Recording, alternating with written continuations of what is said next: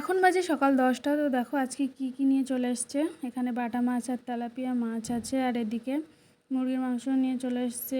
এখানে মুরগির মাংসটা বিরিয়ানি পিস করে এনেছে, কারণ আজকে বিরিয়ানি করব। এর জন্য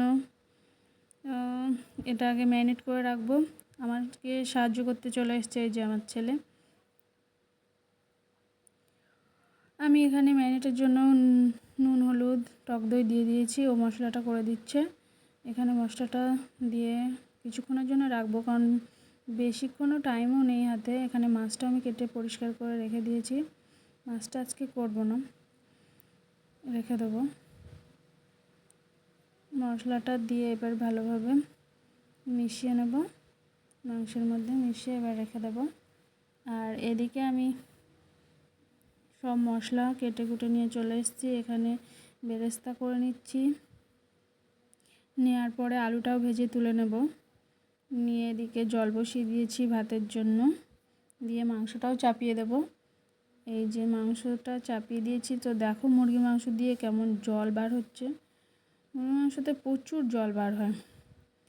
আর এই যে আমি জলে চালটাও দিয়ে দিয়েছি। চালটা আমি আধ ঘন্টা ভিজিয়ে রেখেছিলাম এর আগে। মাংসটা আমার কষানো হয়ে এসছে প্রায়। তো জল ঢালার আগে আমি কিছু কষা মাংস তুলে রাখবো, কারণ আজকে আমাকে সাহায্য করছে আমার ছেলে। ওর তো কষা মাংস লাগবেই মাংস রান্না যখনই করি। আর আমি এই যে মাংসটাও খাচ্ছে আর বকবক করছে। আমি এখানে কিছু ময়দা ওর দিয়েছি। আমি যে ময়দাটাও মেখে দিয়ে আমার লাগবে। তো আজকে আমার সাহায্য করার মতো কেউ নেই, মানে যে যার কাজে সবাই ব্যস্ত। আজকে ওই আমাকে একটু সাহায্য করছে। তারপর আটাটা মেখে দিল, দিয়ে আমি এদিকে সমস্ত আমার হয়ে গেছে ভাত মাংস রেডি। তো এবার একে একে সব কিছু হাঁড়ির মধ্যে সাজিয়ে আঁচে বসিয়ে দেব।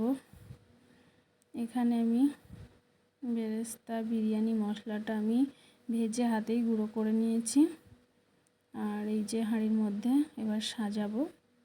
আর আমুল দুধের মধ্যে আতর, গোলাপ জল, কেওড়া জল সব দিয়ে গুছিয়ে নিচ্ছি। তারপর আমি চলে এসেছিলাম ছাদে জামা কাপড়গুলো তুলতে, কারণ রোদ্দুরে ভীষণ রোদ, আজকে রোদ্দুরে পুড়ে যাচ্ছে।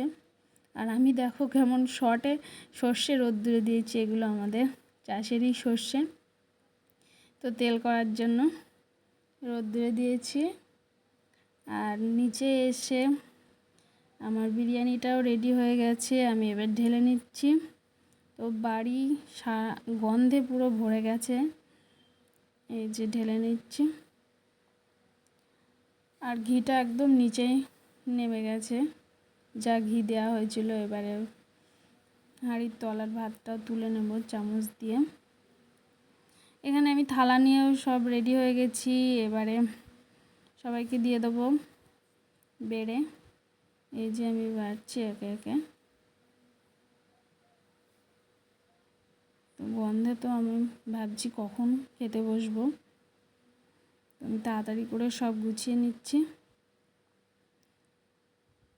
এবার বসবো খেতে। মাংসগুলো আগে সব তুলে নিচ্ছি।